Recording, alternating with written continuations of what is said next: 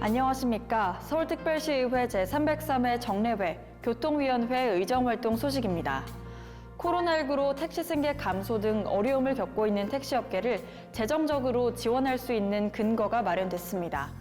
서울시는 2012년 택시 정책을 체계적으로 추진하기 위해 해당 조례안을 제정한 이래 조례 규정에 따라 택시 산업 활성화를 위해 필요하다고 인정하는 사업을 매년 지원해 왔는데요.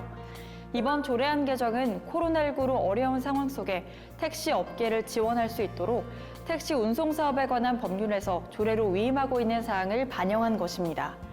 이번 조례안 개정이 택시 업계에 작은 도움이라도 되길 바라며 서울특별시의회 제303회 정례회 교통위원회 의정활동 소식 시작하겠습니다.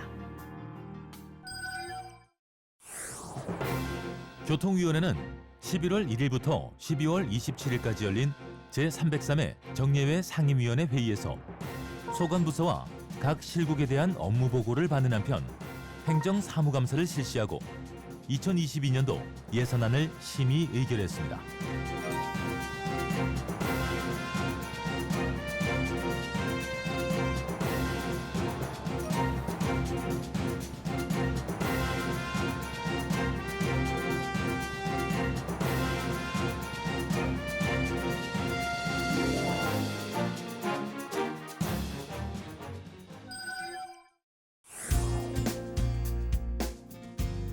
교통위원회가 주민의 실생활에 필요한 공영주차장 건립 등을 비롯해 시민의 안전과 편의를 위해 꼭 필요한 교통예산이 많이 삭감된 부분에 대해 아쉬움을 표명했습니다.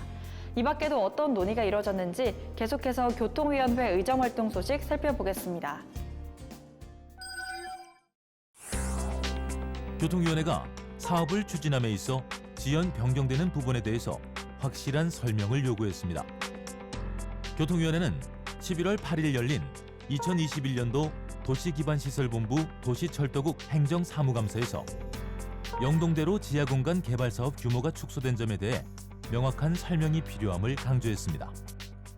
끝난 이후에 서로 관계 책임이라든지 이런 거 물을 때도 감사할 때 그걸 중심으로 하는 거예요. 제가 투둔하겠다는 게 아니라 우리가 이유 있는 그 지연, 이유 있는 변경에 대해서 좀 소신 있게 확실히 설명할 필요가 있다. 또한 최근 요소수 품귀 현상으로 전국 건설 현장에 차질이 우려된다며 TF팀을 구성하는 등 도시기반시설본부에서 적극적으로 대처해 줄 것을 주문했습니다. 또 나중에 이런 문제를 핑계로 해서 요소수 공급 난항으로 공급가 지연됐다. 사실 이런 식으로 이렇게 또 답변을 하실까봐 우려가 돼서 준비를 해야 되는 입장 아닙니까? 한편 행정사무감사 자료에 있어 가려져 있는 정보가 많고 처리한 사람에 따라 내용이 너무 달라서 확인할 수 있는 정보가 적다며 행정사무감사 준비가 미흡한 부분을 비판했습니다. 교통위원회가 실적 중심으로 사업을 진행하다 보면 안전사고로 이어질 수 있다며 안전검증 테스트를 꼼꼼하게 해줄 것을 주문했습니다. 교통위원회는 11월 25일 열린 2022년도 도시교통실소관 예산안 예비심사에서 지하철 승강장 자동 안전발판 시범 설치 사업의 경우 2014년 감사원 지적으로 중단됐던 사업을 시정 없이 다시 진행하는 것은 국민의 안전을 위협하는 일이라며 비판했습니다. 지금 우리가 하겠다고 하는 자동 안전발판 말고 이동식 안전발판이 훨씬 더 장애인한테도 유리한 거예요. 뭐가 안전한지를 우선 따지라는 소리예요. 또한 지하철 역사에서 지하철을 타고 내릴 때 시민들의 발빠짐 사고가 빈번히 발생하는 점을 지적하며 집행부가 적극적으로 점검해 줄 것을 당부했습니다. 우리 지하철에 지금 곡선 부분이 있어서 그래요. 이 곡선 부분이 있다 보니까 이게 하나 설치하려고 그러는데 이게 이게 거리가 다 달라요. 뭐가 위험하고 어떤 게 안전한지를 좀 우리 교통실을 좀 보셨었나봐요.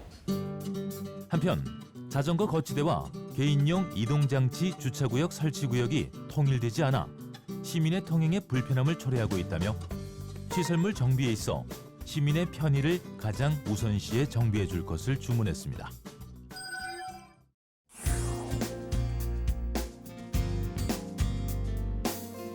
새해 새해가 되면서 운동으로 걷기 시작한 분들 많으실 텐데요. 모든 보행자들이 걷고 싶어하고 걷기 편한 도시, 서울을 만들기 위한 조례안이 가결됐습니다. 보행 환경은 어떻게 개선될지, 또 보행자의 안전은 어떻게 보장될지 시민 리포터가 찾아가서 자세한 내용 알아봤습니다. 함께 보시죠.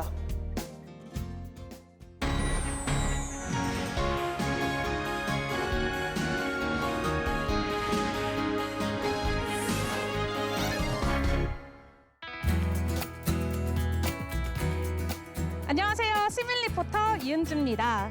최근 스마트폰을 보면서 걷는 이른바 스몬비족이 늘면서 보행사고도 잇따르고 있는데요. 특히 이런 횡단보도에서 일어나는 보행사고가 가장 많다고 합니다. 이를 막기 위해 8종의 스마트 횡단보도를 도입한 곳이 있다고 해서 찾아와 봤습니다. 함께 가보시죠.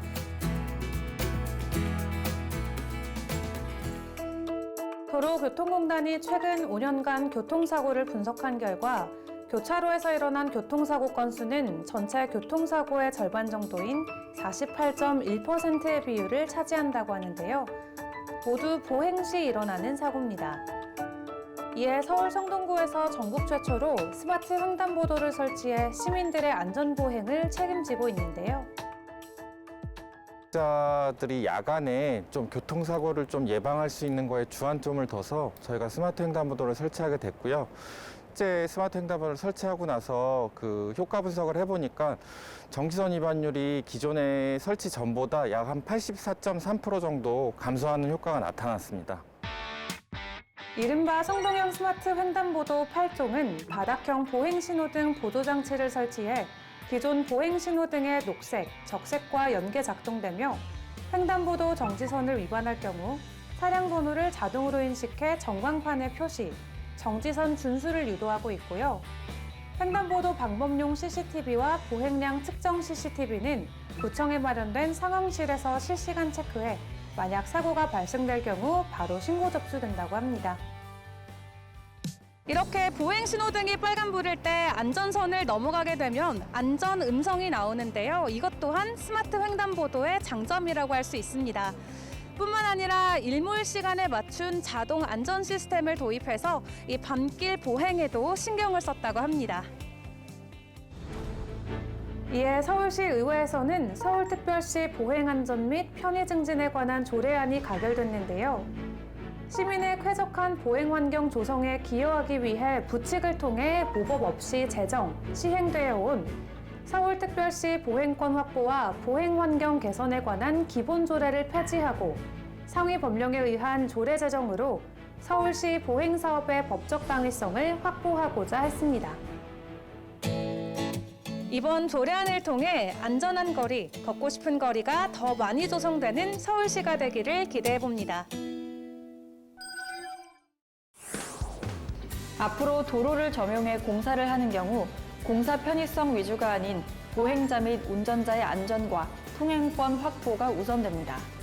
시민 불편을 최소화하고 교통환경 변화를 유연하게 반영하기 위해 도로점유공사장 교통소통대책자문회의 역할을 확대하는 조례안이 개정된 것인데요.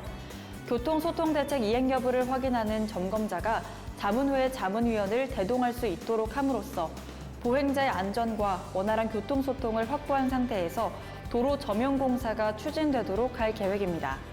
시민들의 안전이 보장된 가운데 도로점용공사가 이뤄지길 바라며 서울특별시의회 제303회 정례회 교통위원회 의정활동 소식은 여기까지입니다. 시청해주신 여러분 고맙습니다.